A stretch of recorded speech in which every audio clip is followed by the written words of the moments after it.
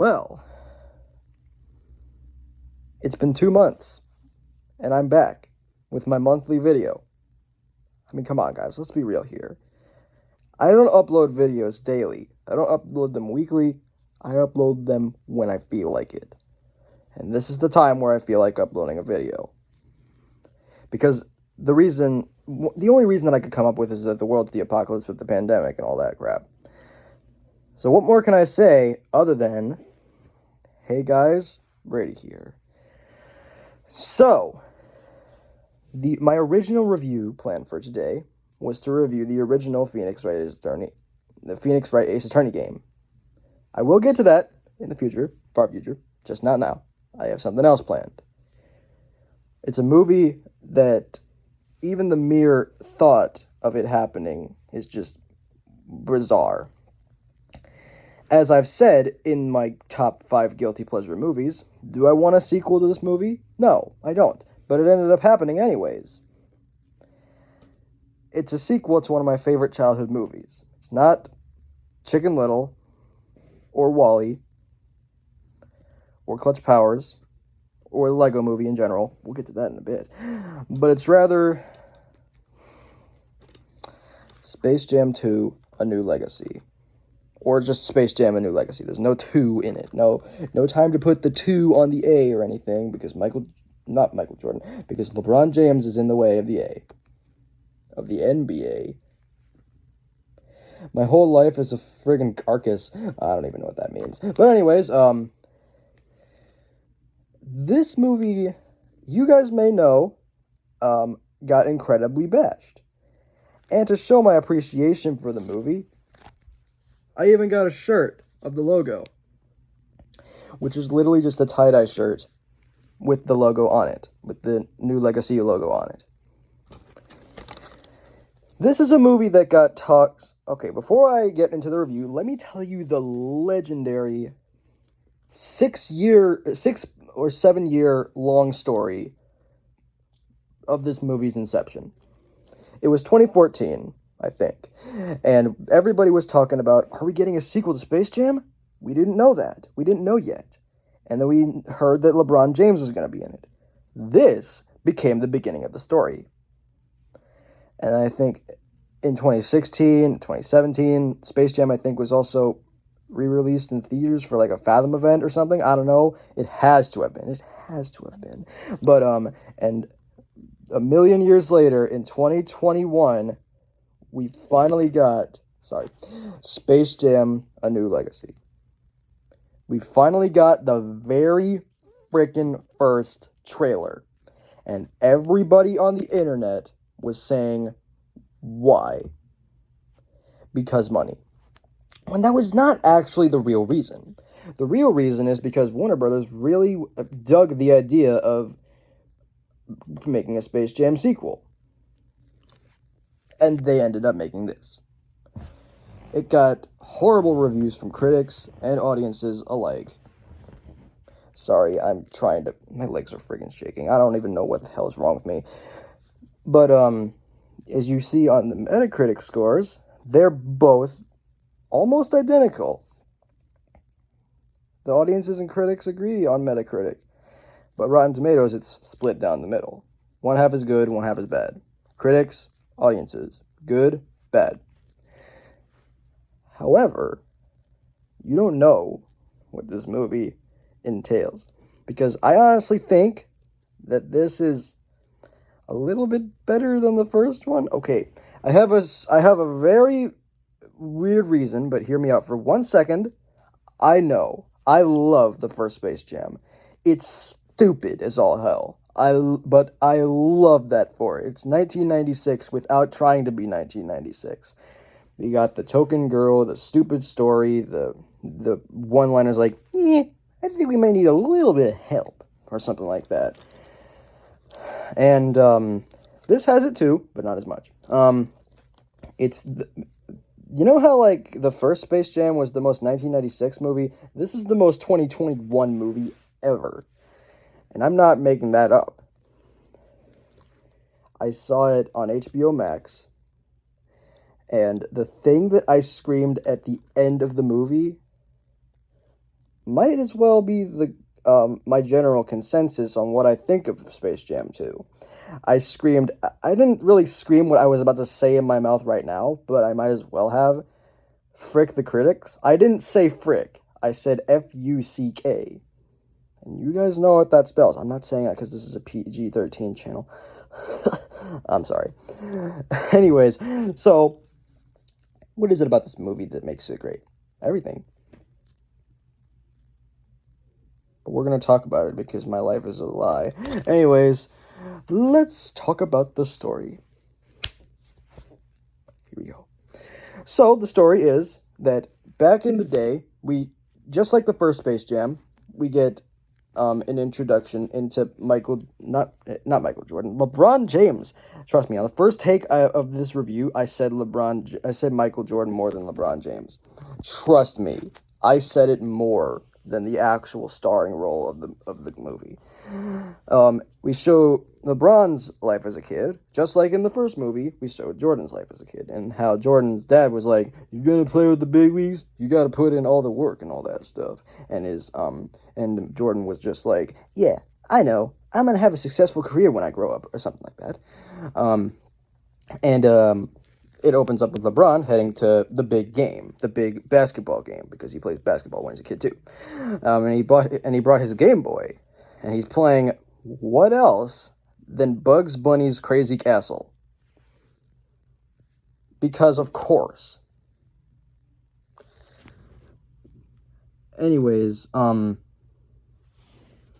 naturally, since he was playing his game too much, he screws up in the big game. And his coach is like, if you want to work hard, you got to put in the fundamentals and all that crap. And that's what I think Jordan's dad said at the beginning of Space Jam 1. And so LeBron ends up throwing away the Game Boy, which you cannot do that in real life. You can't throw away a video game console. You can't do that. And he ends up doing it anyways. And then, just like the first movie, we see snippets and highlights of LeBron's life becoming like a big basketball superstar, a basketball phenomenon, and all the speeches that all the speeches that he's given, and all the stuff that he's done. And it's just the title of the movie, Space Jam: A New Legacy, in a very interesting way of showing the title. So we fast forward to the present, where again, dang it, where LeBron and his kids, who he actually does have kids and a wife. I looked it up. Trust me. Before this review, I looked it up, so I do my research. Cool. They're playing basketball. And one of his sons does not want to become a basketball player. He wants to become a game designer, which is why he's coding his own basketball video game. And he also wants to go to the E3 game designer camp. Yes, E3 is canon in the Warner Brothers serververse, which is what it's actually called. And LeBron's like, no, you gotta become like me. You gotta be like me. Hoobie-doo, I want to be like you, woohoo, or something like that. Whatever King Louis said in the Jungle Book. And then the mom comes down, LeBron's wife, and she's just like, we're gonna have spaghetti and meatballs for dinner. And it's just like, the best joke that has ever been made in this movie happens only in the first few minutes. The kid misses the hoop, and then Jordan turns away and he's like, ooh, that's my favorite. And then he just walks away. That's the joke. You guys need to get it. If you don't get the joke, then you die. Just kidding. Naturally, LeBron gets to see what his son has been working on, what game he's been working on. It's a basketball video game, of course. And he's got like, style points, NBA Jam power-ups, and all that jazz. But LeBron's just like, that's not real. That's just a video game. That's NBA Jam, NBA Hang Time, NBA 2. How many video games in the basketball? How many video games, actual basketball video games, can I name? 5,000. 5,000, yes. Probably not. But he ends up screwing. LeBron ends up screwing up the coding or something, and I guess they found a glitch or something in the game, and then the game corrupts and crashes, and it has an error screen, and the son is very disappointed. But later on, After LeBron dabs, because life, because 2021, because Warner Brothers, because frick Jake Paul. I don't know. Who came up with the dab? I don't even want to know. They get invited to the Warner Brothers headquarters, where you'll see a lot of movie posters for films like Teen Titans Go to the Movies, the Tom and Jerry 2021 movie, and also the new Matrix and Scoob. Well, the new Matrix being Resurrections, and also Suicide Squad 2 as well. In the original cut, I said 2-2, and I was like, not funny. Didn't laugh. And we get introduced to Algae Rhythm, played, of course, by Don Cheadle. And he's just like, hello, my friends. My name is Algae Rhythm and all this. And he's going all crazy with the coding and crap. And he's talking to LeBron about this thing called Warner 3000, where he can get scanned into the movies and become a main character. Like LeBron versus Batman, and LeBron of Thrones, and LeBron and the Chamber of Secrets. Because, of course, we need those titles to exist in their fandoms. And LeBron does not like this brand deal. Which immediately pisses off Don Cheadle, or Algae Rhythm. And so, his son goes down into the computer world, and so does LeBron. And they meet up with Don Cheadle, who's like, hello, you've made it. Priceless. And that's one of the stupid quotes that they say in the movie. Whatever. It's just like, LeBron, you've been a very, very, very inconsiderate douchebag. I'm going to send you to the best place that you can be. Toon World. And that's where the Looney Tunes live. So they pull the lever, and it's like, and then he goes down into the serververse, flying through, and you see stuff like Casablanca, Wizard of Oz world, Game of Thrones. I think you see Lord of the Rings. I'm not sure, and I think you also see Metropolis, and then he gets to Toon World, which is where the Looney Tunes live. No Mighty Magic Swords world, eh? That's proof that nobody cares. So, yeah. Nah, just kidding. You don't need that. But anyways, LeBron turns into a cartoon himself in the cartoon world. And he meets up with Bugs Bunny, of course. And it's just like, we need to team up to stop this Algae Rhythm guy. And he's like, I'm not a toon, okay? You need to listen to me. And then Bugs is like, well, I might know just the people who can help us out, or something like that.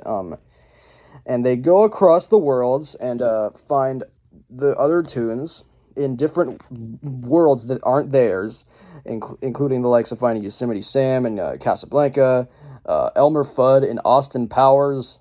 Taz gets dropped off by Rick and Morty. You see Foghorn Leghorn in Game of Thrones, and you see Speedy Gonzales and Granny in The Matrix. Yeah, they chose all those shots just for the trailers. I'm saying that right now.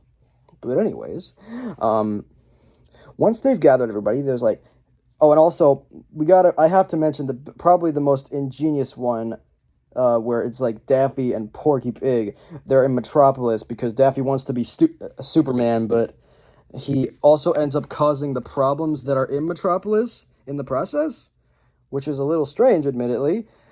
So they gather everybody, but it's like, there's one person that's missing. All right. Her. You may know Lola from the first Space Jam, being treated like a sex idol.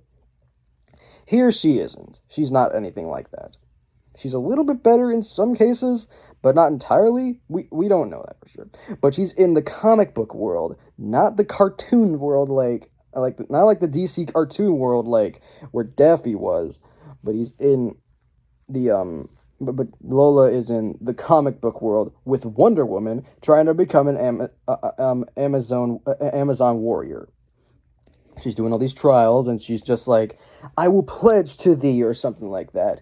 And she does all the trials with probably the most generic woman screaming of all time, like, ah, or something like that. And then Bugs is like, we need you for this big game, or something like that. And they ended up getting her because, she's good at basketball.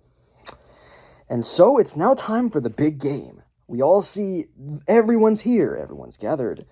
They're all collected from their different worlds.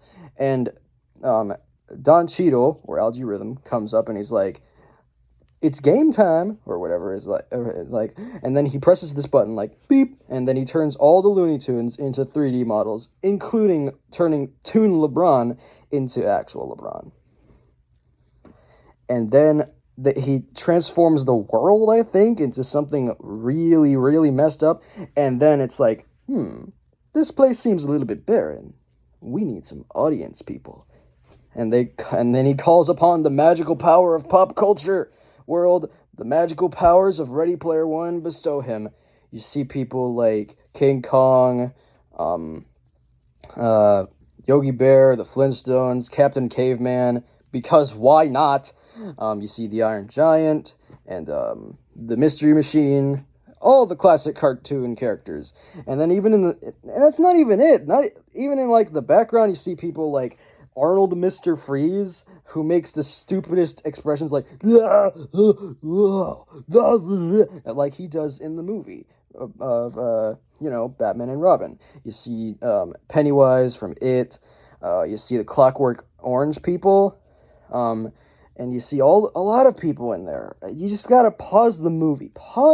And there's also Space Ghost as well. There's a lot of characters. It's just like Ready Player One. And that's kind of the selling point of this movie, to see how many people they could pull out of their ass. And/or catalog, that is. So, and they get a lot of real world people in there too. Like, some people get this notification on their phone saying, it's game time, and then they press the button and it's like, wait, what? And then they head into the virtual world, where everyone's got their seats. The big game is about to start. And we meet up with the team from Don Cheadle's side, and they're all elemental people. You got a spider lady, a snake person, a water person, water and fire, and I think also a robot. I don't know. It's been a while since I've seen this movie, so yes.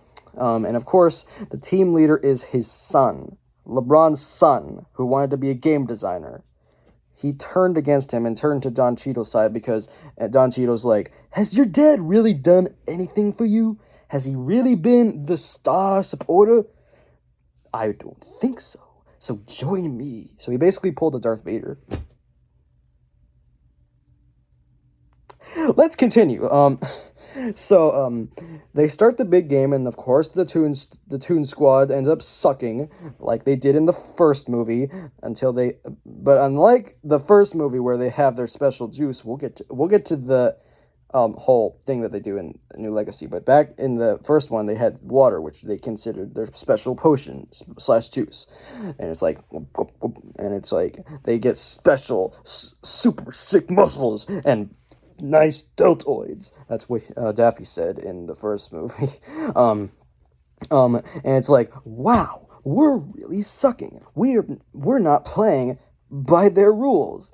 And so, which is what LeBron wants to do. He wants to play by actual basketball rules when he doesn't realize this is his son's creation. It's his game. He plays by his rules. NBA Jam rules, power-ups, he's on fire, special elemental jump pads and all that jazz. That's the thing. And then they realize, I got it. I finally have the person that could turn things around. And it's just like, behold, Michael Jordan. And it's just like, is it really Michael Jordan? Wow, is it?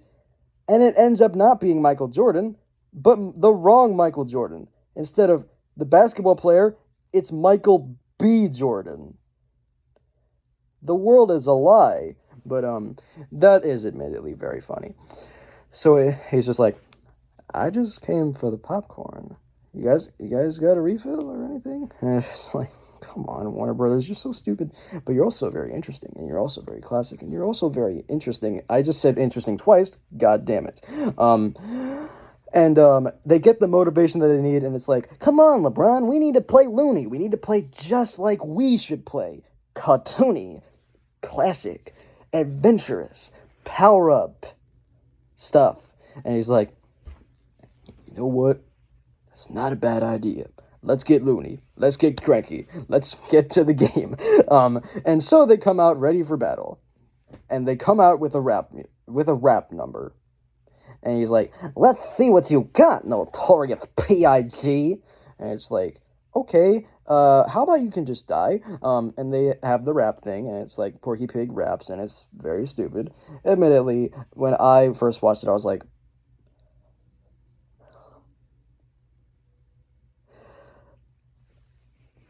Warner Brothers, I love you. Disney, get out of here. Just kidding. And they of course have to get all loony and stuff, and they use their cartoonish antics to win the game. And so, it's like the final thing, and it's like they have to pull off this glitch, but they can't because if one of them does, they die. So it's like, I got this, bub. And Bugs performs the glitch and starts glitching out like, and it's like, here's the jump pad, because you can throw the jump pad like a frisbee for some reason. Literally. And it's like, Jordan makes the final Monster Jam slam smash. I don't know. And the game is won. Hooray. But Don Cheadle's like, no, this is my game. You have to play by, I must win. And it's like, dude, you lost. It's like Nash in Crash Nitro Kart, where he's like, you think I can get my key back or something? And he's like, you lost, buddy. Or something like that.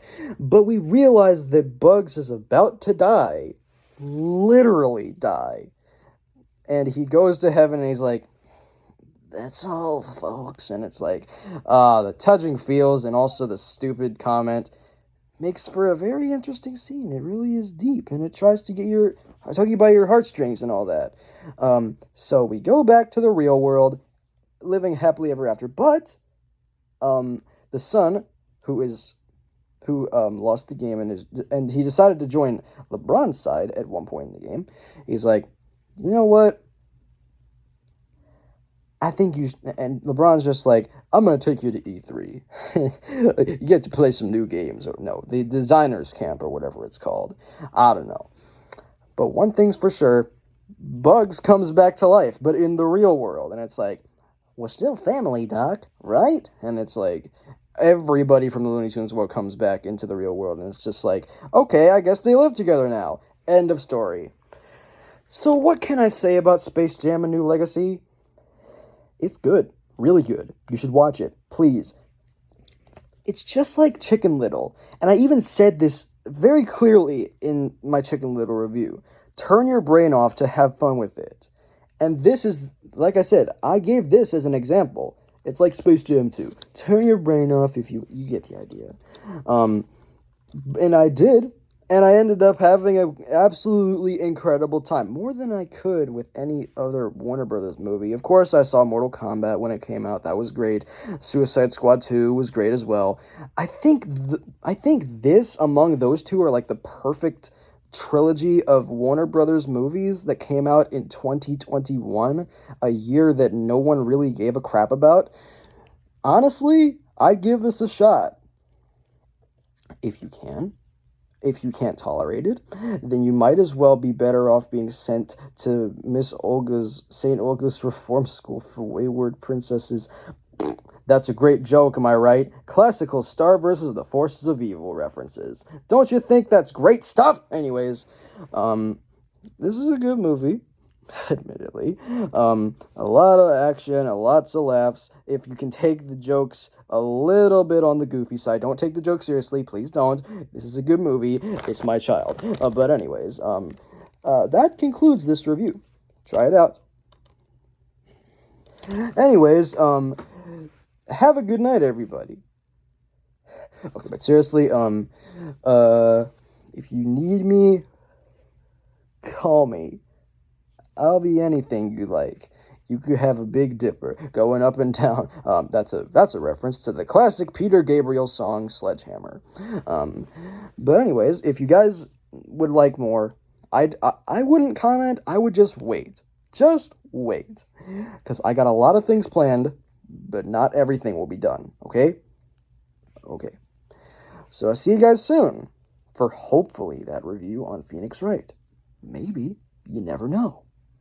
because I just finished the last part of the third game. So let's hope I can get the first game's review out. So anyways, sayonara, peeps. Take care. Ding.